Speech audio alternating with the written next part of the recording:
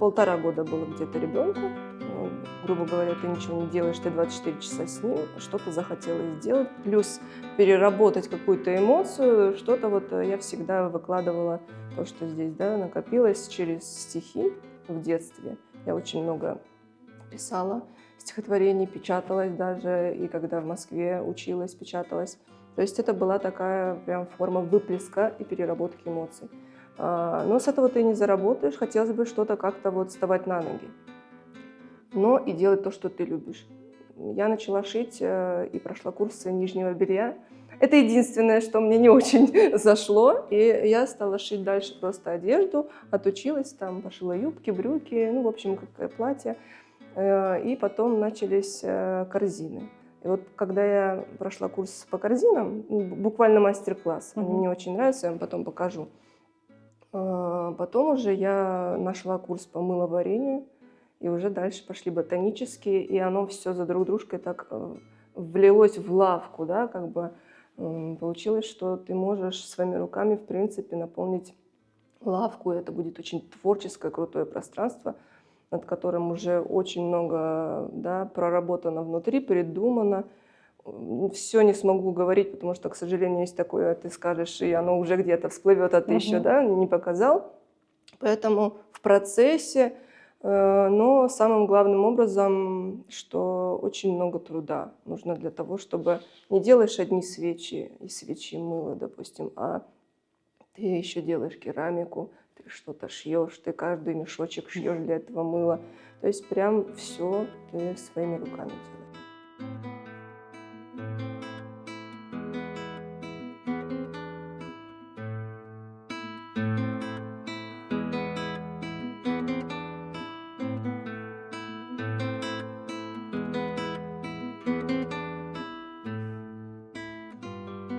Многое в нашей жизни идет из детства.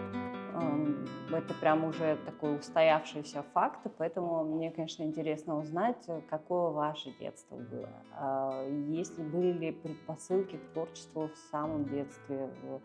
Может быть, кто-то из родных, близких занимался творчеством? Может быть, что-то там отложилось в детстве, и вы стали реализовывать свой потенциал уже в осознанном возрасте? Ну, вообще я творческий человек. Я с 5-6 лет занималась спортивно-бальными танцами. Я не удивлюсь, если бы я была чемпионкой там, России или мира, но это, получается, 90-е, 2000-е. Не то время, чтобы прям хорошо жить. Мы тогда строили дом, и достаточно так, ну, сложно было в то время. А бальные танцы – это очень красиво, лакированные все, фрак, пиджак, платье, длинные Фигура ногти. позволяет и Ну, да. внешность, как говорится. Была всегда стройная, пластичная. Танцы я люблю и бальные, и наши национальные очень. Но возможности не было продолжать дальше, плюс рост. Я росла выше, мальчики оставались, да, пониже. Нужны были партнеры, сложность большая была в этом. Это творчество все равно. Оттуда был такой момент, что я бросила. Это какой город? Волгоград.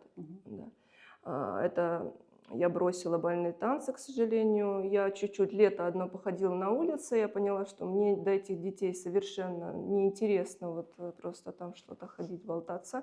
Я пришла в музыкальную школу, сказала: возьмите меня. Это уже 11 лет, 12. Извините, 7 лет берут в музыкалку куда? Сейчас не буду долго рассказывать. Но получилось так, что я пришла на скрипку и сказала, что хочу играть на скрипке после того, как посмотрела один фильм. Да, абсолютно не мой инструмент, не для моих пальцев, но захотела, пожалуйста. Мне сказали: извините, тебе 12-11 лет, приведи родителей, как бы, ну, дети сами не приходят, что ты тут делаешь, позови, пусть скажут, купят ли инструмент и так далее. Пришла там мама с папой, не помню, и одобрили мне все это дело. Потом я из одной музыкалки простой, которая в общеобразовательной школе есть кружок, наверное, что-то типа того было, а я хотела именно диплом и вот проходить все там какие-то, да, мероприятия связанные. Я закончила также, то есть 2 диплома у меня по скрипке, по фортепиано, и на гитаре я сама В научилась общем, играть. творчество во всех проявлениях в вашей жизни Абсолютно, только присутствовало творчество. всегда. Да, только творчество, и я не, как сказать, не материалист, я вообще вот с деньгами все эти моменты, вот я лучше отдам, да, подарю. Ну, есть такие какие-то, да, важные вещи, которые надо учитывать, но я вот от души, всегда от души, потому что я знаю, что мы, ну, как, дай бог, 100 лет прожить нам всем, но кому сколько суждено, и, может быть, завтра, послезавтра нас не будет. Поступай как бы вот отсюда, и тогда будет немножко как бы все правильно.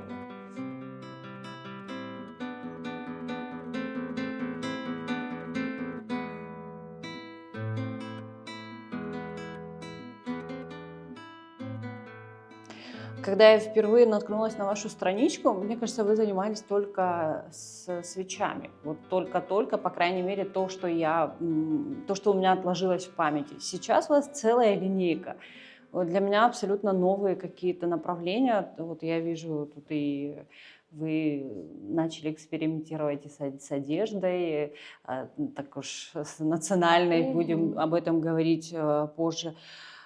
Не сложно ли совмещать все эти направления? Или же вы это делаете, возможно, целенаправленно, чтобы одно направление не наскучило, вы так меняете, жонглируете очень, так скажем, профессионально в этом деле?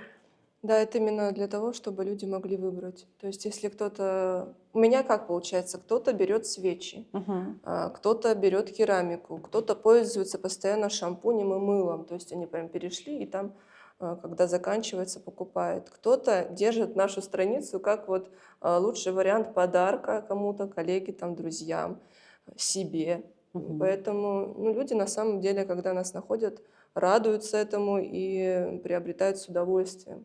Вот. Опять же, почему именно вот, да, свечи, косметика, какая-то керамика, вот корзины, которые тоже будут, это еще без крышек, они очень классно выглядят в окончательном варианте. Когда мы откроемся, я уже вижу, что где будет стоять, как оно будет восприниматься, и уже, в принципе, у меня есть все для наполнения вот этой лавки. Огромного количества ботанических, когда в ряд будут стоять, это уже вот пришел человек. Дальше он прошел, мыло увидел. Это все, я поясню, после ярмарок, после зимы остаток из там 8-9 сортов мыла. Да, это шампуни, это Да, вот все бальзамы. невероятно вкусно Да. пахнет. К сожалению, телезрителям это да, не передать, но... Я покупала у наших коллег российских, они мне присылали. Оно было такого, в общем, мне не нравится аромат. То есть мне нужно было найти именно, что вот они взяли, ощутили аромат, и было вау, там лимонграсс или лаванда, ну, приятные ароматы. Вот на этом тоже стоим. Ботанические вообще уникальные, они, вот эта самая большая, они могут стоять год точно. Да, и будет пахнуть Пахнуть, весь дом. их многие не зажигают, что она вот стоит просто Я для одна из декора. таких. Да. Скрабы, суфле, это, в принципе, и для себя делала, и бальзамы для губ. Вообще все, что я делаю для себя, то есть, а потом уже, ну или наоборот. В любом случае, для того, чтобы это все производить, нужны знания новые. Конечно, постоянно нужно работать над собой. И когда такая приходит какая-нибудь идея, я сейчас займусь керамикой, ты начинаешь что-то изучать или, не знаю, ходить на курсы какие-то. Как вы к этому приходили, если по отдельности говорить? Совсем просто, кроме керамики. То есть пройдены были мастер-классы, да, и курсы. Тут все разжевано тебе Но дали. руки должны расти откуда нужно. Руки, слава богу, да. А вот керамика, хотелось бы, да, посадить рядом человека, но это, наверное, когда гончарный круг я уже приобрету, уже там я кого-то найду, кто мне здесь поможет. Надеюсь, не придется в Россию ездить. Кто-то из наших коллег все-таки научит, потому что гончарить пока что я не умею, но мне не будет сложно. Я 2-3 раза пробовала. Ну, у нас, кстати, есть, к счастью, такие студии, где можно научиться. Во-первых, я с удовольствием скажу огромную благодарность Сане Тарбо, которая дала толчок моей керамике. Вот мы даже, вы видите, по цвету работаем на глине, которую использует она, потому что пока что могу только на ней, ищу другие какие-то, да, на чем они не работают, чтобы это было более все разное. Но я ей хочу очень большое и табу сказать, потому что какой-то момент, когда я обратилась, она на самом деле, она и Инара, помощница, они мне подсказали что-то и помогали.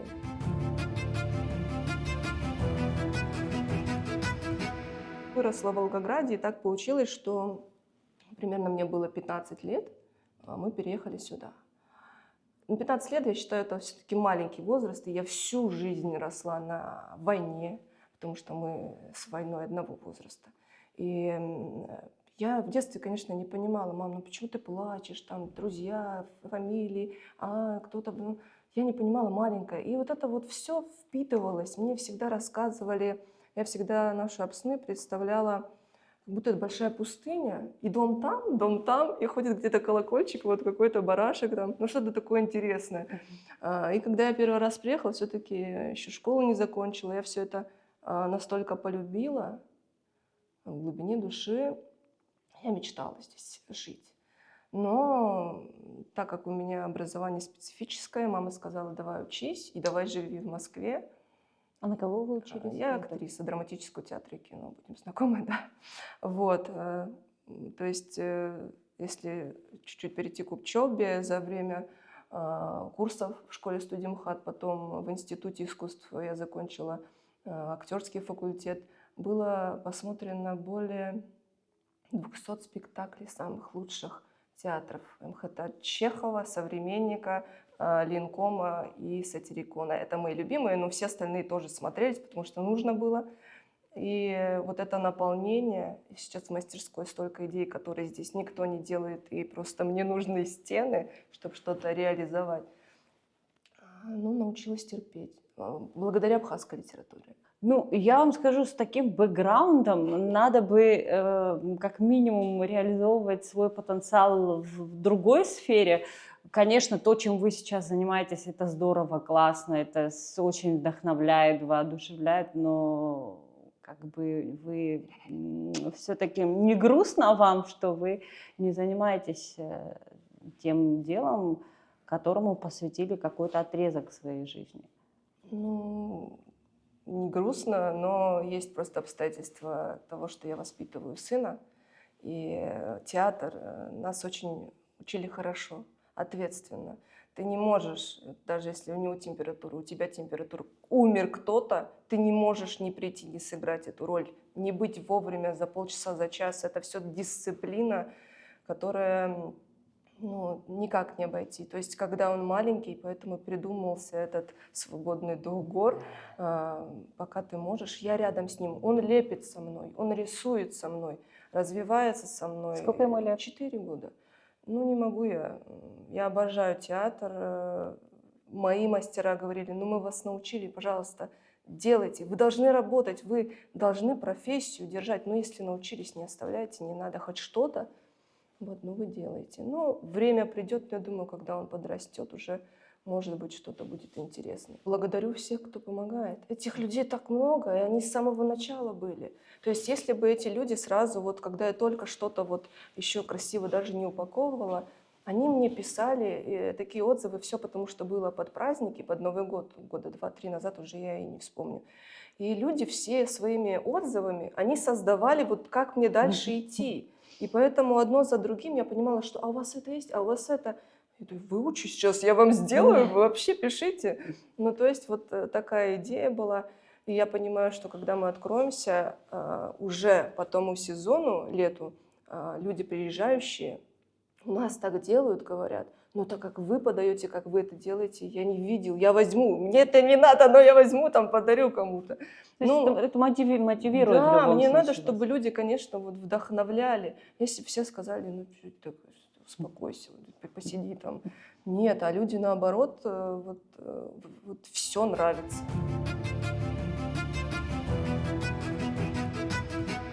Какая из ваших продукций пользуется наибольшей популярностью? Вот можете вот на 100% выделить Ну, одно из- ботанические, во-первых, у нас никто толком не делает. То есть, Честно говоря, я и не слышала, и не видела. делают, конечно же, да, но и не такие. И знаете, я просто что делаю, я не жалею.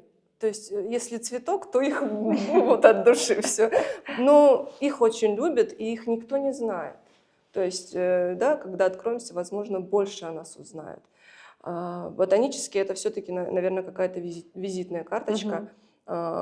Все остальное чисто дополнение для этой коробочки, собранной такой в подарок с полезностями. Да? Бальзамы, шампуни, мыло. Масло для тела здесь не представлено. Вот. Ну, керамика – это еще даже не то, к чему я иду. Я еще пока что очень большой путь.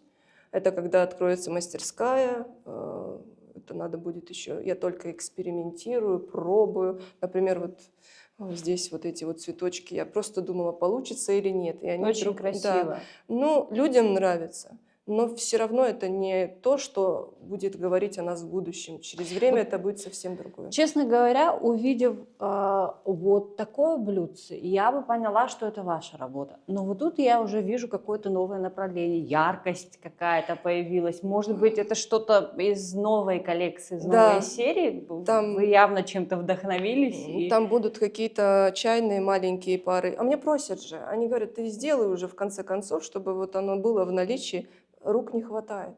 Рук вообще не хватает сил, потому что это на самом деле большой труд. То есть даже не только для мыла мешки, да, мешочки, еще вот эти для саше, ну все это сборка ручная, это должно вот аккуратно, красиво быть, чтобы человек, когда открыл, вот у него здесь что-то поменялось. Когда мы первый раз собрались на мастер-класс, я очень переживала, потому что дать им технику, банальные какие-то вещи, что мы сделали, ну, грубо говоря, для них, для первого раза, это я все могла.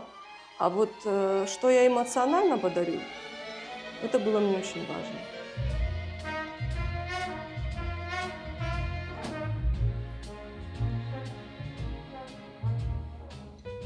We lived our little drama, we kissed in a field of white, and stars fell on Alabama last night.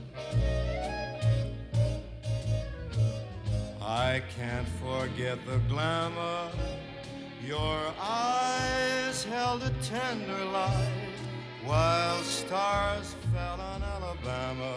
Санду – это тоже что-то новое, интересное. О чем эта история? Да, это вот именно посвященное, знаете, помните, может быть, в СССР, в те времена были такие блюда, вот, продолговатые, да, овальные, длинные очень, то есть это еще только начало, они будут еще больше и длиннее. Такие для вот. ачапа. Да, ну, между прочим, вот поэтому очень хотелось, вот, моя бабушка, да, переводится, поэтому как-то в память вот о том, всегда у нас был большой сервиз такой, очень дорогой, классный, но так получилось, что мы его, в общем, утеряли во времени, и вот в память какому-то такому прошлому бабушки моей, вообще в каждом доме почти были все эти, такие, как лодочки, да, сервизы и тарелочки, блюда именно, блюда, вот. И вот сейчас над этим работаю, то есть такая вот коллекция тоже рождается. Серия, да, целая? Да. Ашхауе и Тейтепш. Да, образ горца.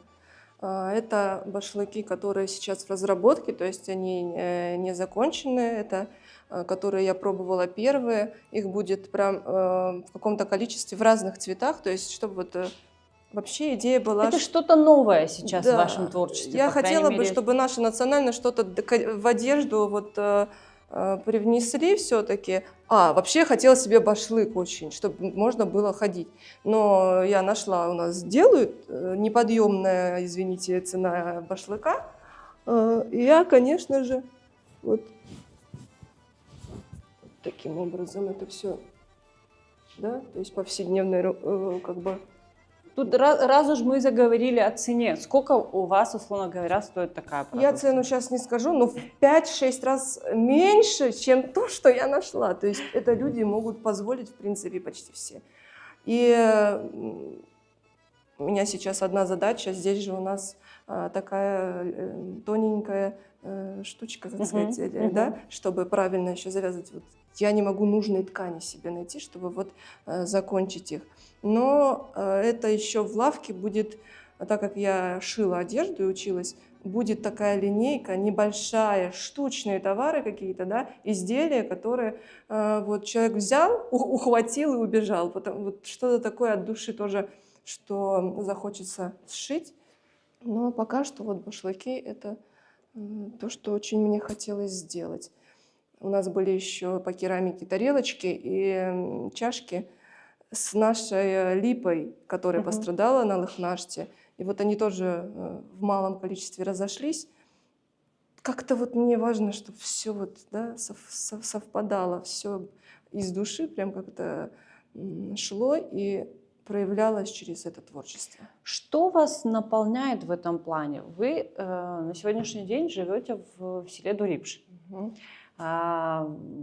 Сельская жизнь, такой, условно говоря, национальный уклад, взаимодействие с соседями, наверняка у вас много друзей уже в Абхазии за 20 лет жизни здесь.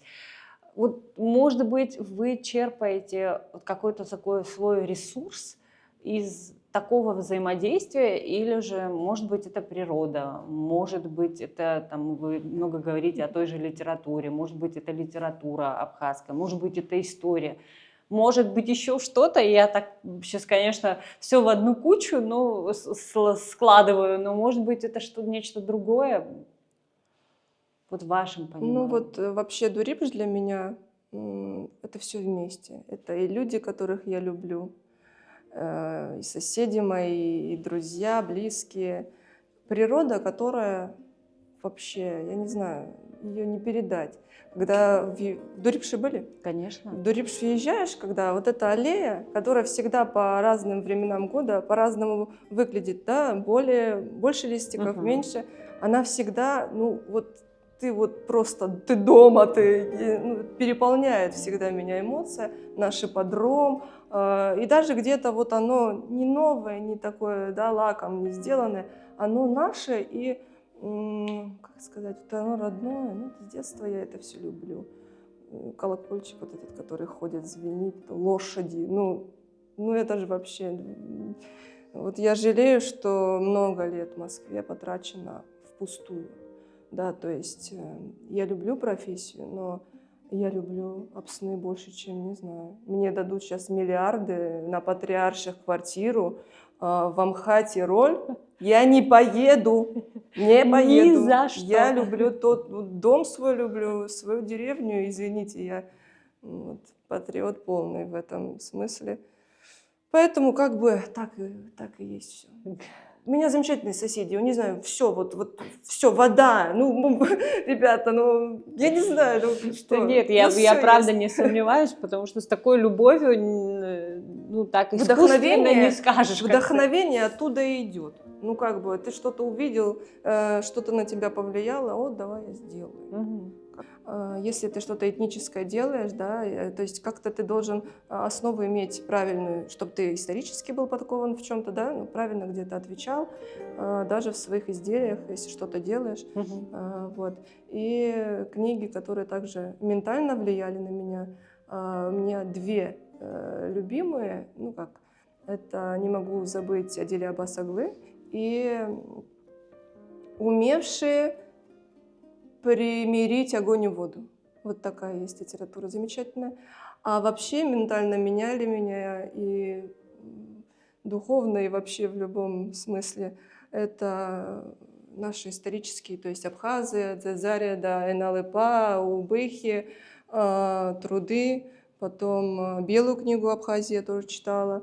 И Циншарах, Рассеченный камень Шинкуба, и Дьявол с мечом — это Шалодия Джинджал. Я еще что-то забыла. Вообще, я даже сейчас не успеваю. Вообще среднестатистический абхаз не может похвастаться всем перечнем, который вы сейчас Да, это такие книги, которые, ну, Апсура банально, да, Дзаре, по-моему, тоже. Апсура, Никола Хашиг. Вот. Мне эту литературу и дарили. У меня труды есть Людмилы Гоги, она живет у нас в Гудауте, тоже такой с войной нашей, с нашими бедами связана. Она мне подарила свои труды, тоже я вот что-то читала, что-то еще читаю.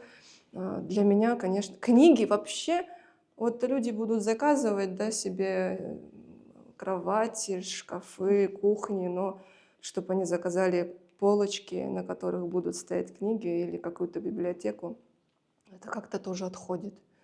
А вот библиотека хорошая, да, тоже мечта, чтобы пианино стояло, да, там музыка игралась, и книги лежали. Мгм. Ну, все это такая вот эстетика, культура и так далее.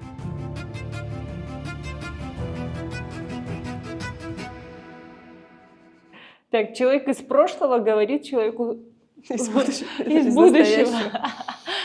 Какие Да. планы, какие творческие идеи хотелось бы воплотить в реальность? Вот прям в ближайшем будущем. Ну вот планы на этот год — это, да, постараться открыть мастерскую. Ну, если бы еще хорошо бы и лавку рядом. Все, конечно же, финансовые возможности, да, но может что-то вот, не знаю, получится, подумаем, посмотрим.